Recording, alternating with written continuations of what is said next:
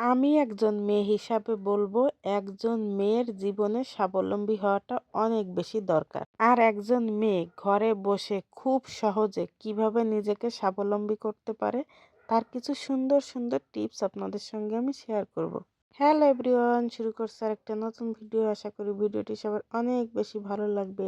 আর যদি ভালো লাগে তাহলে অবশ্যই লাইক, কমেন্ট, শেয়ার করে পাশে থাকবেন। সকালবেলা স্নান করে এসে এই যে ভাত খেতে এসেছি। সকালবেলা দেখেন আমার মা কত কিছু রান্না করেছে। সকালবেলা একেবারে সুন্দর সুন্দর ফ্রেশ কিছু তরকারি আমার মা রান্না করেছে, যা দেখে মনটা একেবারে ভরে গেল। শুধু মন ভরালে হবে না, পেটও ভরাতে হবে। তাই তো বসে পড়েছি খেতে।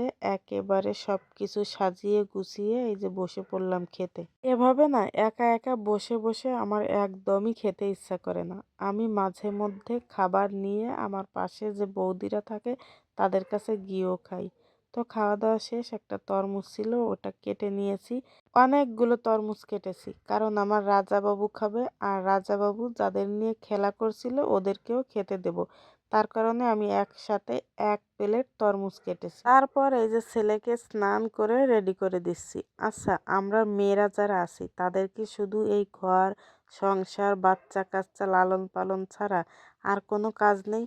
আমার মতে কি জানেন, প্রত্যেক নারী নিজেকে স্বাবলম্বী করা উচিত। আর ঘর সংসার ছেলে মেয়ে সবকিছু সামাল দিয়ে নিজেকে স্বাবলম্বী করা যায় অনেকভাবে। যেমন আমরা এই যে বাড়িতে সব কিছুর পাশাপাশি ছোট্ট একটা ফার্ম করতে পারি। এটা করা কিন্তু অনেক বেশি কঠিন না এবং তেমন ব্যয়বহুলও না। অনেক খাবার দাবার আছে যা আমরা ফেলে দিই, ওগুলো যদি আমরা বাড়িতে যে হাঁস মুরগি লালন পালন করি ওদের খেতে দিই তাহলে ওদের খাওয়াটাও কিন্তু হয়ে যাবে। এছাড়া আমরা যদি একটু দর্জি কাজ শিখে একটা মেশিন কিনি তাহলে নিজের কাজটাও চলে যাবে।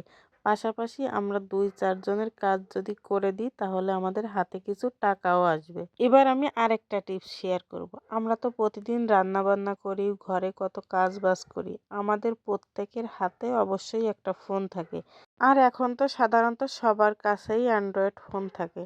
তো আমরা ওই ফোন দিয়ে যদি ছোট ছোট ভিডিও করে সেগুলো এডিট করে আমরা পোস্ট করি সব নিয়ম কানুন মেনে, তাহলে দেখবেন একদিন না একদিন আপনার ওইখান থেকেও কিছু ইনকাম হবে। এত সহজ সহজ পথ থাকতে মেয়েরা যদি স্বাবলম্বী হতে না পারে তাহলে আমার খুব খারাপ লাগে। আমি আজকে এই টিপসগুলো কেন শেয়ার করলাম জানেন?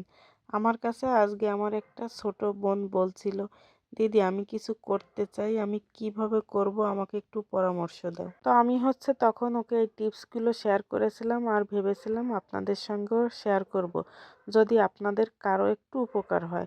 তো আমার টিপসগুলো কেমন লাগলো অবশ্যই জানাবেন। সবাইকে ধন্যবাদ। টাটা।